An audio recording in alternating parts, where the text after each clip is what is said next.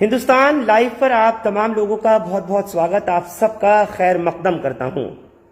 आज जिस तरह से दिल्ली के मुख्यमंत्री ने लेफ्टिनेंट गवर्नर से बात करने के बाद अगले सोमवार तक, अगले मंडे तक कोरोना कर्फ्यू डिक्लेयर कर दिया और पूरी तरह से अब लॉकडाउन कर दिया, तो जो अब हालात पैदा होने वाले हैं आगे, उन तमाम चीजों को भी लेकर के और इस वक्त जो पैंडेमिक तेजी से बढ़ रहा है, जिसको अब तक कुछ लोग सीरियसली लेने को तैयार नहीं है, उन तमाम मामलात पर बात करने के लिए इस वक्त मेरे साथ जुड़ रहे हैं डॉक्टर इमाम उमैर अहमद इलियासी, जो कि चीफ इमाम हैं इमाम हाउस से जुड़ रहे हैं।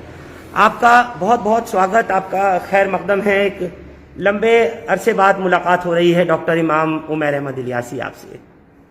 सबसे पहले तो मौजूदा हालात को देखते हुए आज से जो ऐलान किया गया है उसको आप किस नजरिए से देखते हैं और आपकी प्रतिक्रिया? मुझे इस बात का बहुत बेहद दुख इस समय हो रहा है, जिस तरह के हालात कोरोना वायरस तमाम पूरी दुनिया में और ख़ास तौर पर हमारे भारत के अंदर जिस तेज़ी के साथ फैल रहा है, ये एक बहुत दुख का विषय है।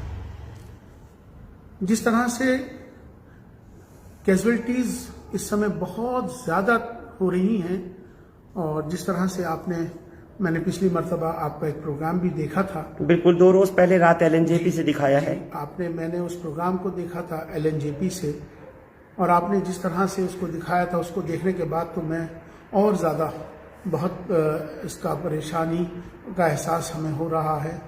और जिस तरह के हालात बिगड़ते जा रहे हैं, उसके मद्देनज़र मुझे लगता है कि जिस तरह के जो हालात हैं, इसमें सरकार जो अपना काम करेगी या उसकी जो जिम्मेदारी है वो करनी चाहिए, लेकिन इन हालात में हमारी खुद की भी कोई जिम्मेदारी है। उस जिम्मेदारी को मुझे खुद भी, आपको भी, हर भारतीय को निभानी होगी। ये एक ऐसा वक्त है जिसमें हमें किसी का इंतज़ार नहीं करना है। हमें इस बात का इंतज़ार नहीं करना है पिछले साल की तरह कि WHO की कोई गाइडलाइन आएगी या भारत सरकार की कोई गाइडलाइन आएगी, स्टेट गवर्नमेंट की कोई गाइडलाइन आएगी। हमें इसका इंतज़ार नहीं करना है, हमें खुद को अपनी जिम्मेदारी निभानी चाहिए। अभी जिस तरह से हालात जिस तरह से बहुत तेज़ी से बिगड़ते चले जा रहे हैं, आपके सामने ही है कि अभी जो आपने दिखाया भी था प्रोग्राम में कि कब्रिस्तानों के अंदर जगह नहीं है। आपने दिखाया था, तमाम मीडिया दिखा भी रही है कि शमशान घाटों के अंदर जो हालात इस समय हो रहे हैं, तो उसके हालात को देखते हुए जितनी कैजुअलिटी मेरे पास तमाम पूरे हिंदुस्तान भर से जिस तरह के फ़ोन कॉल्स आ रही हैं और तमाम इस समय जो बेड नहीं मिल रहे हैं, अस्पतालों के अंदर दवाइयाँ नहीं मिल पा रही हैं, उन सब हालात को देखते हुए फिक्र की बात सभी के लिए है ये। क्योंकि अभी हालात जिस तरह से, जिस तेज़ी से बढ़ रहे हैं, ख़राब हो रहे हैं, कैजुअलिटी बहुत ज़्यादा बढ़ रही है, तो मुझे लगता है कि हमें खुद भी बचना है और दूसरों को बचाना है। और मैं तमाम अपने भारतीयों से मैं अपील करना चाहता हूँ, गुजारिश करना चाहता हूँ कि जिस तरह से हालात हैं उसको मद्देनज़र, अगर बहुत ज़रूरत हो घर से बाहर ज़रूर जाइए, और अगर ज़रूरत ना हो तो कोशिश करके अपने घर पे रहिए। रमज़ान का महीना चल रहा है और इस रमज़ान के महीने में वैसे तो हम सबको इबादत करने का अल्लाह ने मौका दिया है। रमज़ान का मुबारक महीना है और पहला अशरा चल रहा है रहमत का, अल्लाह का। तो मुझे लगता है कि हम कोशिश करके नमाजें अपने घर में ही पढ़ लें। और जिस तरह से हमने पिछले साल तमाम मुसलमानों ने गाइडलाइन का भी और अपनी जिम्मेदारी निभाई थी, जिसकी वजह से कैजुअलिटी कम हो गई थी, कोरोना बहुत कम हो गया था। मुझे लगता है कि अब हमें डबल जिम्मेदारी हम सब पर आ गई है। तो उस जिम्मेदारी को ध्यान में रखते हुए हम खुद भी बचें, दूसरों को बचाएं। सबसे पहले हम मास्क लगाएं और हमें मास्क लगाकर ही रहना होगा और भीड़ से दूर रहना होगा। 2 गज की जो दूरी का नियम है उसका पालन करना होगा। अभी हमने जिस तरह से मस्जिदों के अंदर लोग आ रहे हैं, हमने लोगों से कहा है कि देखिए, ये तो बहुत अच्छी बात है कि इबादत करने का हक है, सबको करना चाहिए, लेकिन अगर कोशिश हो अपने घर में ही नमाज पढ़ लें और उसके बाद अपने जो भी रोज़ा खोलना है वो अपने घर में ही खोल लें, अपने बच्चों में खोल लें, ये ज़्यादा बेहतर रहेगा। क्योंकि ये समय जिस तरह के हालात इस समय दिख रहे हैं उससे बहुत ज़बरदस्त हालात, सबको बहुत परेशानी का सामना करना पड़ रहा है। दवाइयाँ नहीं मिल रही, ऑक्सीजन नहीं मिल रहे हैं। आप बार बार सभी लोग सोशल मीडिया पे, तमाम न्यूज़ में भी आप लोग देख रहे होंगे, सब अवेयर हैं इस बात से। लेकिन हमें अब ये सोचना होगा कि हम अपनी जिम्मेदारी खुद निभाते हुए हम इसका अगर पालन करेंगे तो मुझे लगता है कि ये 2 महीने में 3 महीने में जितनी जल्दी होगा ये खत्म हो जाएगा, क्योंकि सोशल डिस्टेंसिंग ही इसका एकमात्र सोशल डिस्टेंसिंग ही इसका एकमात्र इलाज है। मैं आपसे ये पूछना चाह रहा हूँ कि लोग अभी भी नहीं समझ पा रहे इस चीज को देखते हुए। हालांकि कई बड़ी मस्जिदें, चाहे उसमें अपील शाही इमाम सैयद अहमद बुखारी की गई हो या शाही इमाम मुफ्ती मुकर्रम अहमद की फतेहपुरी मस्जिद से गई हो, मस्जिदें बंद कर दी गई हो, 5-10 लोगों को नमाज पढ़ने की इजाजत हो, ये सब कुछ हो रहा है, सोशल डिस्टेंसिंग भी हो गई, सब कुछ हो रहा है। लेकिन कुछ लोगों का अभी भी ये मानना है कि आखिर ये हो क्या रहा है। जिस तरीके की वीडियोस आ रही हैं मौलाना, कि कहीं ह्यूमन ऑर्गन तो नहीं इसके अंदर निकाले जा रहे या किसी और तरीके से बेवकूफ तो नहीं बनाया जा रहा, और दूसरी तरफ हम देख रहे हैं कि अस्पतालों में जो हालत है, जो देमार है मरीजों की, एक के बाद एक एम्बुलेंसेस का आना, डेड बॉडीज का जाना, इस पर क्या कहेंगे? देखिए, बिल्कुल सही बात है कि अभी हमें दरअसल क्या है कि सोशल मीडिया पे बहुत सारी चीज़ें ऐसी आती हैं जो कंफ्यूज करती हैं। हमें किसी कंफ्यूजन में नहीं जाना है। उन लोगों से पूछो कि जिन लोगों के अपने परिवार के लोग इस समय चले गए इस दुनिया से, उन लोगों से पूछो जो इस समय इस परेशानी में मुब्तला हैं। बहुत सारी वीडियोस भी आ रही हैं, वो लोग अपने घरों के अंदर जो है तमाम वीडियो बना के भेज रहे हैं। जो बीमार हैं उनकी भी वीडियोस बन के आ रही हैं। ये तो सब आपके सामने है। तो मुझे लगता है कि हमें इसका ख्याल करना ही होगा। हमारे तमाम सब उलमा ने, तमाम आइम्मा ने मिलकर तब ये फैसला लिया है। बहुत अच्छा फैसला है, पिछले साल भी लिया था। मुझे लगता है कि इस साल भी हम उसका पालन सब लोग इंशाल्लाह करेंगे। अभी कोशिश करके मास्क बिल्कुल आपको नहीं हटाना है, हाथ बार बार सैनिटाइज करने हैं, गैदरिंग्स में बिल्कुल नहीं जाना है। जो सोशल डिस्टेंसिंग 2 गज की जो दूरी है उसको बना के रखने की बात है, इसका हमें बहुत ख्याल करना है। अभी तो मस्जिदों में तमाम अभी सेंट्रल गवर्नमेंट की तो अभी कोई गाइडलाइंस अभी आई नहीं है, स्टेट गवर्नमेंट्स की जरूर आ गई है। खासतौर पर उत्तर प्रदेश की आ गई है। मस्जिद के अंदर सिर्फ 5 आदमियों। उत्तर प्रदेश का तो बहुत बुरा हाल है। जब दिल्ली का, राजधानी दिल्ली का ये हाल, तो उत्तर प्रदेश का तो और ज्यादा उम्मीद की जा रही है कि वहां और बुरे हालात हैं जो अब तक सामने नहीं आ रहे हैं। डॉक्टर इमाम उमर अहमद यकीनन हालात खाली पूरे दिल्ली और यूपी की बात नहीं कर रहे हैं, हालात तो तमाम पूरे देश में बहुत तेजी से बिगड़ रहे हैं। तो उसकी हमारी जिम्मेदारी है, सब लोग जो है यही हमें इसका ख्याल करना है कि जो नियम हमको दे दिए जाएं और उन नियमों का हमको पालन करना चाहिए। और हमें सख्ती से अगर हम इसका पालन करेंगे तो इंशाल्लाह इसका मुकाबला इस कोरोना का हम लोग बहुत जल्द कर पाएंगे। हम मिलकर हर भारतीय अपनी जिम्मेदारी के साथ चलेगा तो यकीनन इंशाअल्लाह तबारक व तआला हम इस कोरोना का के लिए मुकाबला कर पाएंगे। बिल्कुल, और इसका खात्मा कर पाएंगे यकीनन। अब रमजान का मुबारक महीना है, मैं तमाम डेथ्स हो रही हैं, तमाम दुख तकलीफें पहुंच रही हैं लोगों को। मैं तमाम सबके लिए ये मौका है कि अल्लाह ताला से हमारे लिए ये इबरत का भी मकाम है। इस बात को भी सोचना चाहिए कि ये इबरत का भी मकाम है। हमें सोचना चाहिए कि हम ज्यादा से ज्यादा इबादतें करें, और ये रमजान का मुबारक महीना है, दुआएं जरूर करें। सब मिलकर दुआएं करेंगे तो जरूर इंशाल्लाह इसका अल्लाह हमको इसका अजर देगा। और मैं समझता हूं कि जितने इस दुनिया से जा चुके हैं, अल्लाह ताला उन सबकी मगफिरत फरमाए और अल्लाह ताला हमारी भी सबकी मगफिरत जाने का फैसला फरमाए। अल्लाह ताला तमाम हालात पर अपना रहम और करम फरमाए। मैं समझता हूं कि सब लोग मिलकर दुआएं करें। ये दुआओं का महीना है, बरकत का महीना है, और इसका हमें सब मिलकर दुआएं करेंगे तो इंशाल्लाह इसका जरूर बिल्कुल मिलेगा। मौलाना, हमने देखा कि लगातार कुंभ चलता रहा और 30 तारीख तक के लिए कहा गया कि 30 तारीख तक कुंभ चलेगा। हालांकि 12 से 15 अखाड़ों ने इस चीज की पेशकश को वापस लिया। बड़ी गैदरिंग, बड़ी भीड़, लाखों का मजमा और हुजूम हमारे जरिए देखा गया, तमाम दुनिया ने वो देखा। तो उस पर क्या आपको लगता है ऐसा कि कुंभ अगर चल रहा है, चुनावी रैलियां अगर चल रही हैं, चाहे असम में हो, चाहे बंगाल में हो, चाहे पौंडीचेरी में हो, उन पर भी रोक लगनी चाहिए थी या नहीं? मैं इस ताल्लुक से मेरा ये कहना है कि मुझे फिक्र हर जगह की है। मुझे हर फिक्र हर इंसान की होनी चाहिए। चाहे कहीं पर भी किसी तरह का भी इस तरह की कोई गैदरिंग हो रही है तो फिक्र तो मुझे सभी की है। और मैं सबके लिए दुआ भी कर रहा हूँ कि अल्लाह ताला सबके लिए आसानी करें, क्योंकि हम सब एक दूसरे के भाई हैं, एक दूसरे के भाइयों के लिए, बहनों के लिए दुआएं फरमाएं, हालात सही हों, इसकी फिक्र सबको करनी चाहिए और मुझे भी सबकी फिक्र है। बिल्कुल, लेकिन बस एक सवाल मैं आपसे यही पूछना चाह रहा हूँ, रैलियों पर तो रोक होनी चाहिए। हमने देखा कि कई पॉलिटिकल पार्टियों के सरबराह ने बाकायदा कह दिया कि हमने अपनी रैली कैंसिल कर दी। इसी तरीके से आपको लगता है कि आज के मौजूदा हालात को देखते हुए जब मंदिर, मस्जिद, गुरुद्वारे, गिरजाघर तमाम बंद किए जा रहे हैं, तो ऐसे में लोगों की, वो भी हजारों की मौजूदगी, चाहे चुनावी रैलियों में हो या चाहे फिर और दूसरे मकामात पे हो, रिलीजियस फॉर्म में हो, उन पे पाबंदी होनी चाहिए। नहीं, मैं इस बारे में, चूंकि सरकार, गवर्नमेंट जो है इस पर पूरा उसकी निगरानी में है, निगाह रखी हुई है, और चूंकि यह मामला गवर्नमेंट का है, गवर्नमेंट किस तरह से तय करती है, और चूंकि मामला चुनावी मामलात हैं तो इसको इलेक्शन कमीशन तय करता है, तो गवर्नमेंट इस पर क्या फैसला लेती है तो गवर्नमेंट का काम है। लेकिन हमारी खुद की एक जिम्मेदारी है कि हम खुद भी बचें, दूसरों को बचाएं। अभी जिस तरह के हालात तेजी से फैल रहे हैं, मैं तो सबके लिए फिक्रमंद हूँ। मैं खाली एक स्टेट के लिए फिक्रमंद नहीं हूँ, मैं हिंदुस्तान के हर एक इंसान के लिए, हर एक भारतीय के लिए फिक्रमंद हूँ कि अल्लाह ताला। बिल्कुल, आप फिक्रमंद हैं, तो हुकूमत से मुतालबा क्या करेंगे आपकी?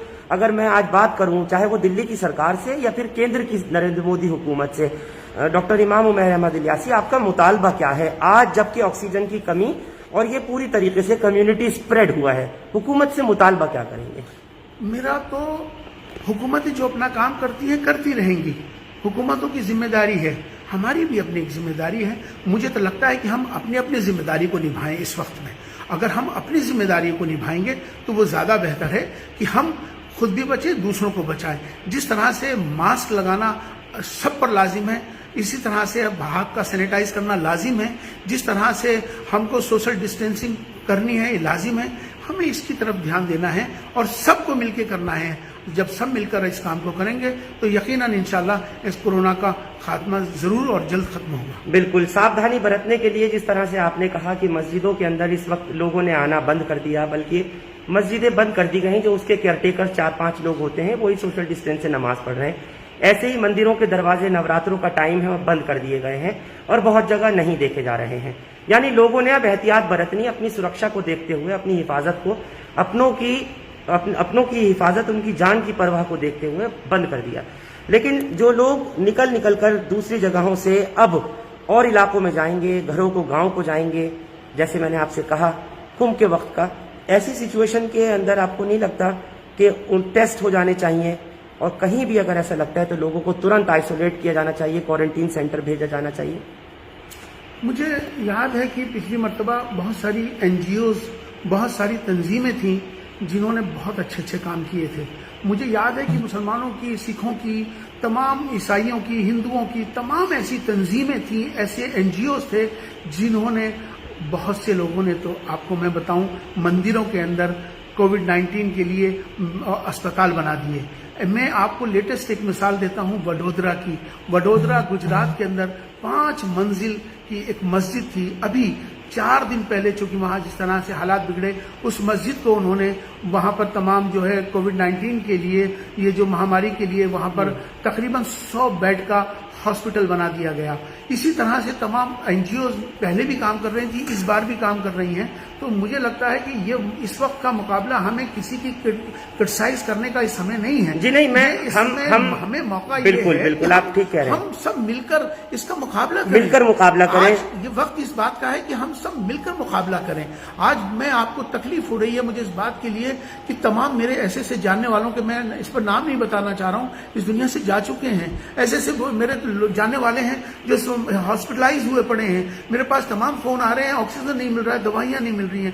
तो ये वक्त क्रिटिसाइज करने का नहीं है, ये वक्त अल्लाह के लिए दुआ करने का वक्त है। हम एक दूसरे के लिए दुआ करें और एक दूसरे के लिए क्या भला कर सकते हैं उसकी फिक्र करें। हमें इसकी सादा जरूरत है। बिल्कुल आपने ठीक कहा कि हमें सबको एक साथ हो करके, बगैर किसी तहरीर तफरीक के, बिना किसी डिस्क्रिमिनेशन के और ना ही किसी तरह की राजनीति के, एक दूसरे का साथ देना होगा और आगे एक कदम बढ़ना होगा। लेकिन मौलाना, जो बात है वो यही चीज हम आपसे पूछना चाह रहे हैं।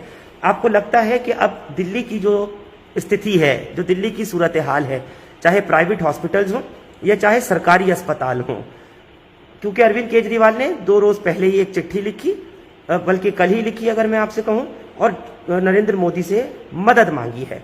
आपको लग रहा है कि अब दिल्ली की स्थिति जो है वो अब आउट ऑफ कंट्रोल हो गई है, कि जब यहाँ पर ऑक्सीजन सिलेंडर्स, जब यहाँ पर रेमडेसिविर्स की कमी हो रही है, दवाइयों की कमी हो रही है, तो दिल्ली की अगर मैं बात करूं, जहाँ पेशेंट्स का भार बोझ एनसीआर का, राजस्थान, हरियाणा, उत्तर प्रदेश वगैरह का भी है, आउट ऑफ कंट्रोल हो रहा है। बिल्कुल सही आपने कहा है कि अभी जिस तरह से हमारे चीफ मिनिस्टर ने प्राइम मिनिस्टर को लिखा है, बिल्कुल ठीक बात है कि हालात बहुत तेजी से बिगड़ रहे हैं। तो अभी मुझे लगता है कि खाली दिल्ली की नहीं, तमाम पूरे मुल्क के हालात बिगड़ रहे हैं।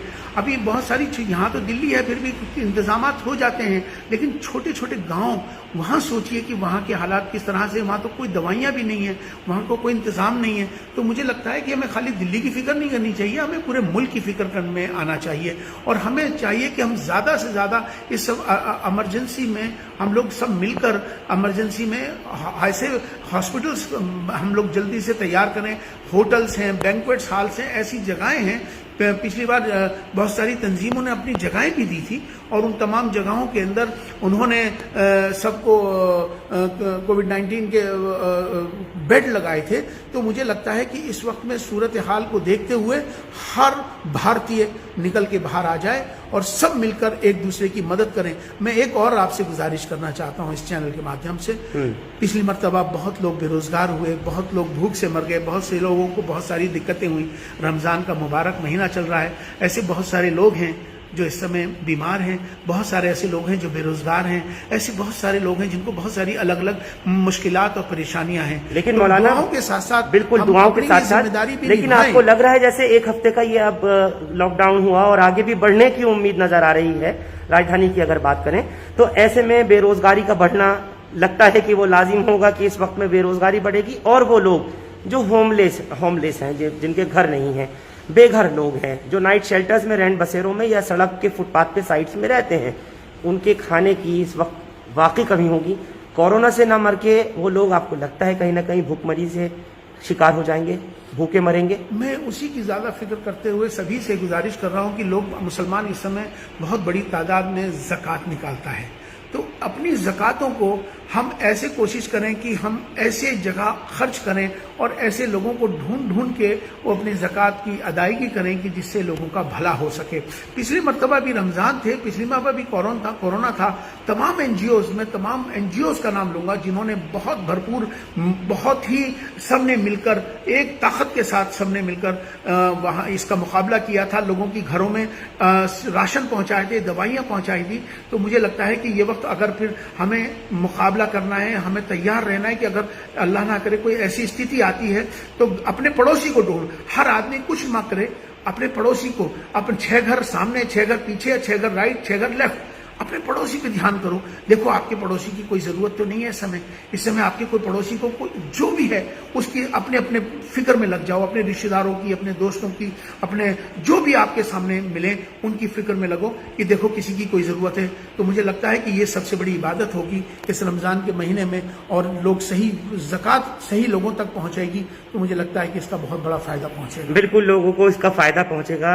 लोग तो मान रहे हैं और मानेंगे, क्योंकि उनको अगर अपनों की सलामती चाहिए, उनकी खुद की जिंदगी और अपनों की जिंदगी बचानी है, तो लोगों को मानना पड़ेगा। चाहे मैं हूं, आप हो, या समाज हो, या देश और दुनिया हो, मानेंगे।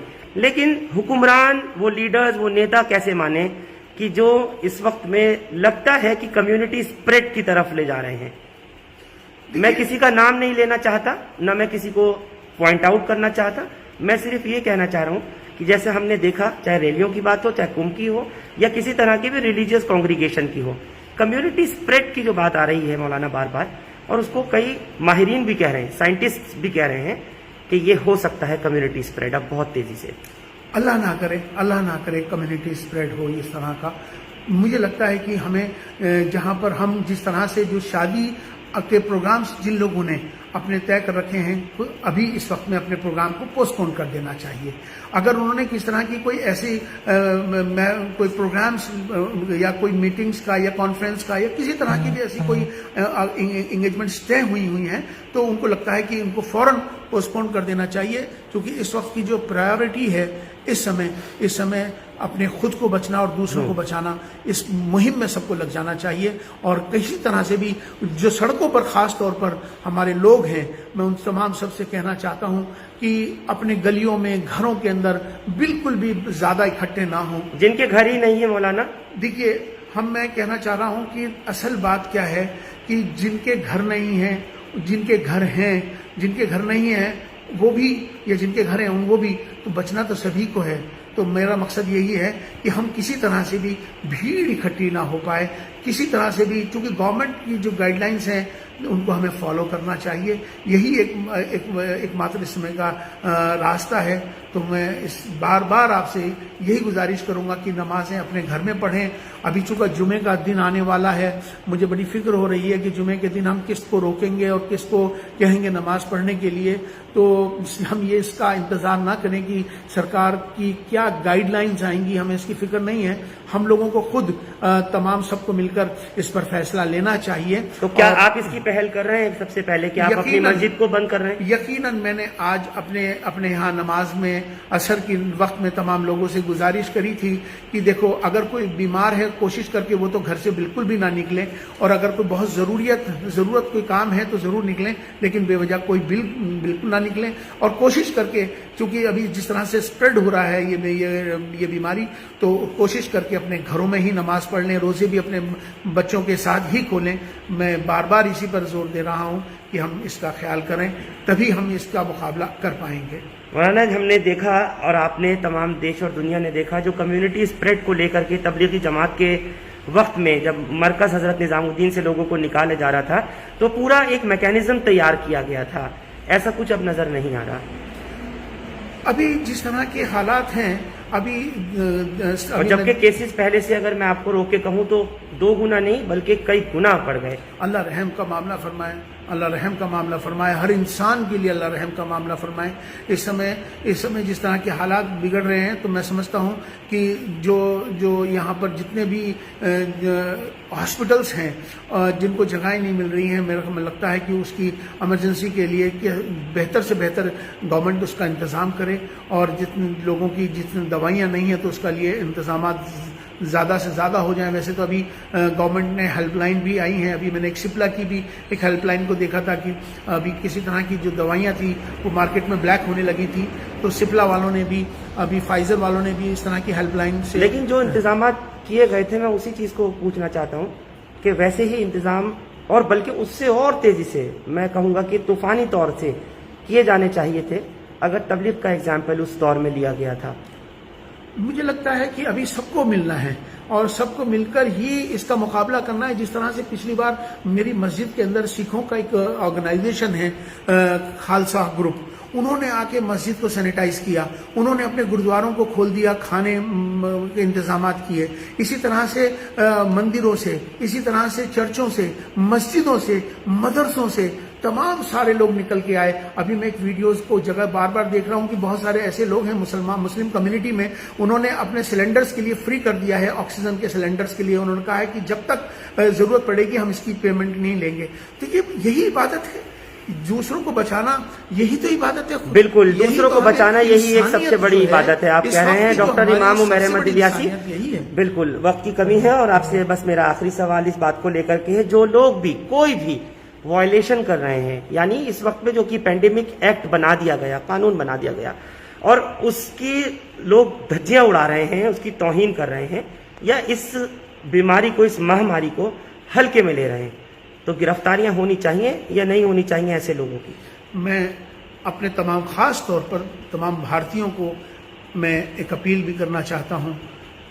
हालात आपके सामने हैं, इन हालात को देखते हुए मैं सभी से ये गुजारिश कर रहा हूं कि देखिए, मास्क ज़रूर लगाइए, सोशल डिस्टेंसिंग ज़रूर करिए, और इसके अलावा बार बार हाथ सैनिटाइज करिए। ये जो नियम है ना, ये भारत सरकार के जो नियम हैं, जो नियम दे दिए गए, इसे हमें पालन करना चाहिए। और जो नियमों को तोड़ रहे हैं, शरीयत हमको यही कहती है। बिल्कुल, अगर तुमने कानून का पालन नहीं किया तो ये समझ लेना कि आपने शरीयत की खिलाफ वर्जी करी है, क्योंकि शरीयत इसी का नाम है जो देश का कानून बन जाए और उस देश के कानून को मानना वो शरीयत बनती है। तो मुझे लगता है कि अगर हम ऐसा हमें सबको करना चाहिए। वैसे मुसलमान बहुत समझदार है, मुझे मालूम है पढ़े लिखे लोग बहुत ज़्यादा हैं, अच्छे लोगों की मेजॉरिटी बहुत अच्छे लोगों की बहुत ज़्यादा है। तो मुझे लगता है कि मैं तमाम हिंदुस्तान के 5.5 लाख इमामों से आपके इस चैनल के माध्यम से अपने इमामों को ये बात कहना चाहता हूं कि आने वाले वक्त के जुमे में तमाम खुतबों के अंदर इस अवेयरनेस को आप जरूर बताइए। तमाम नमाजों के अंदर अपने नमाजियों को इस अवेयरनेस के बारे में जरूर बताइए। मुझे लगता है कि मस्जिद, मंदिर, गुरुद्वारों से फेथ लीडर्स चूंकि एक इम्पॉर्टेंट रोल प्ले करते हैं, अगर उनके माध्यम से फेथ लीडर्स की तरफ से ये सारी बातें आएंगी तो उसकी बहुत अहमियत होगी और लोग उनकी बात को मानते भी हैं। बिल्कुल, तो इमाम कहेंगे और लोग मानेंगे और सुनेंगे। मैं सिर्फ एक कम्युनिटी खास की बात नहीं कर रहा, मैं तो सभी की बात कर रहा हूँ कि कानून को तोड़ने वाले, वो जो इस वैश्विक महामारी का मखौल जिन्होंने उड़ा रखा है, धज्जियां जिन्होंने उड़ा रखी हैं, उनके खिलाफ कार्रवाई होनी चाहिए कि नहीं होनी चाहिए? मैं कार्रवाई उनको ये बात खुद सोचना चाहिए कि हालात किस तरह के हैं, किस तरह से लोग इस समय परेशान हैं, बीमार हैं। उनको हालात खुद देखने चाहिए। इबरत का मकाम है भाई, ये इबरत का मकाम है। ये हमें सबको मिलकर दुआएं करनी चाहिए और इस समय जो गाइडलाइंस हैं उसको पालन करना चाहिए। खुद भी बचे, दूसरों को बचाएं। जो एक मुहिम चली है, जो हमने शुरू करी है, मैं समझता हूं कि हर व्यक्ति को, हर भारतीय को इसकी करनी चाहिए। ये सबकी जिम्मेदारी है। यही हम लोगों को बचा पाएगी हालात में। और हमें समझना होगा क्योंकि देश बड़ा है और इसके लिए सब वैसे तो पुलिस का आपने एक प्रोग्राम दिखाया था, मैंने देखा था। आपने कहा था कि फ्रंट पर डॉक्टर्स और पुलिस जिस तरह से मेहनत कर रही है, मैं समझता हूं कि हमें उनको भी मैं इस बात की मैं मुबारकबाद दूंगा और उनकी हिम्मत अफजाई करूंगा। हमारे फरहान याया ने खास तौर पर पुलिस कर्मियों के लिए जो एक प्रोग्राम दिखाया था, डॉक्टर्स का भी प्रोग्राम दिखाया था LNGP में, कि जिस तरह से हमारे डॉक्टर्स, वो भी तो इंसान हैं, पुलिस वाले वो भी तो इंसान है भाई, वो भी तो अपने परिवार को छोड़कर हम लोगों के लिए सड़कों पे खड़े हैं, हॉस्पिटलों में हमारी मदद कर रहे हैं। तो हमें चाहिए कि हम सबका खुद भी बचे, दूसरों को बचाएं और मिलकर सब सहयोग करें। आज इसी की जरूरत है। जब मिलकर करेंगे तो मुझे लगता है कि इसका मुकाबला इंशाल्लाह बहुत, इसका कोरोना का खात्मा जल्द से जल्द होगा। चलिए, बहुत बहुत शुक्रिया। आप हमारे साथ इमाम हाउस से जुड़े चीफ इमाम डॉक्टर इमाम उमर अहमद इलियासी साहब, और आप तमाम दर्शकों का भी बहुत बहुत शुक्रिया कि आप लोगों ने इस वक्त इस पूरी बात को सुना। और मैं आपसे एक चीज जरूर कहना चाहता हूं कि आप लोग इस बात को जरूर समझें निश्चित रूप से कि अगर कोई भी इस वक्त कोरोना के जो प्रोटोकॉल्स बनाए गए हैं उनकी खिलाफ वर्जी करता है, उस कानून की खिलाफ वर्जी करता है, तो उसके खिलाफ सख्त से सख्त कानूनी कार्रवाई होनी चाहिए, उसकी गिरफ्तारी होनी चाहिए। जैसे अब से थोड़ी ही देर पहले हमने आपको वो वीडियो दिखाई जो कल से सोशल मीडिया पर वायरल हो रही है, जो कि दरियागंज के दिल्ली गेट के पास की है कि एक कार में एक हस्बैंड वाइफ, एक कपल जा रहा है, उसको पुलिस रोकती है, उनके मास्क नहीं लगा हुआ होता, और उसके बाद फिर क्या होता है, कितना हाई वोल्टेज ड्रामा वो लेडी करती है, उसका उसने अंजाम भी देखा क्या हुआ। और आप लोगों ने भी देखा कि आज उसको मेट्रोपॉलिटन मजिस्ट्रेट ने बाकायदा बेल उसकी रिजेक्ट की और तुरंत तिहाड़ रसीद कर दिया, FIR दर्ज की गई। जो कुछ उसने पुलिस वालों के साथ में किया था, जो आप लोगों ने तस्वीरें देखी थी, मैं आप लोगों से एक बात साफ तौर पर कहना चाहता हूं कि अगर इस वक्त में ये वैश्विक महामारी का जो प्रकोप इस वक्त बढ़ता जा रहा है, न सिर्फ दिल्ली में या हिंदुस्तान में या पूरी दुनिया में इस वक्त बढ़ रहा है, जो लोग अभी भी कुछ नहीं मान रहे या समझ रहे, उनको इतना जरूर देखना और समझना होगा कि आखिर इतनी मौतों की वजह फिर क्या है। और ये मौत जिस वक्त आती है, न हिंदू देखती है, न मुसलमान देखती है, न सिख देखती है, न ईसाई देखती है। कुल्लू मन अलैहा फान, जिसको खुद कलाम पाक कह रहा है कि सब कुछ फना होना है एक दिन, तो फना होना ही है। लेकिन एहतियात में ही हयात है, इस बात का भी ख्याल आप लोगों को, हमको सबको मिलकर रखना होगा।